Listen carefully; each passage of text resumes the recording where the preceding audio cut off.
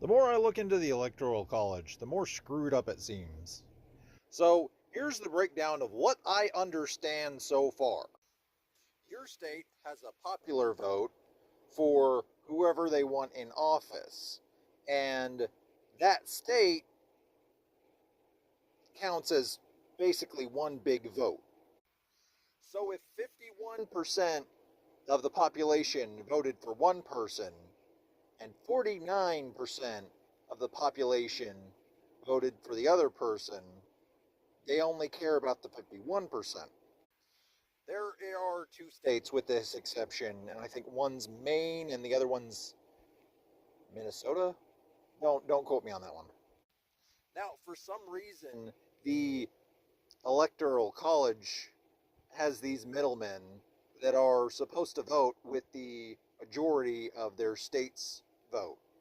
And if they don't, they're called bad faith voters or bad faith electors. And there's supposed to be a bunch of penalties for that. But that's not, as far as I can tell, not a major problem. But if they just basically vote what the majority votes, why even have the middleman? It seems kind of pointless.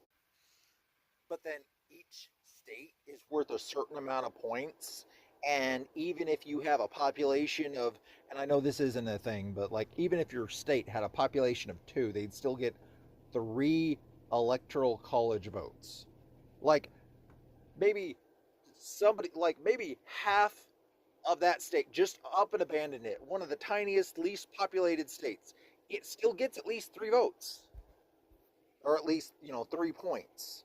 And so those fewer people are contributing the most to the value of that specific state. However, there are some states that have a lot of electoral points. And so if the winner take all thing is probably the biggest part of what I find wrong, which means half of this state's votes don't count. And so you could have somebody win the popular vote. In fact,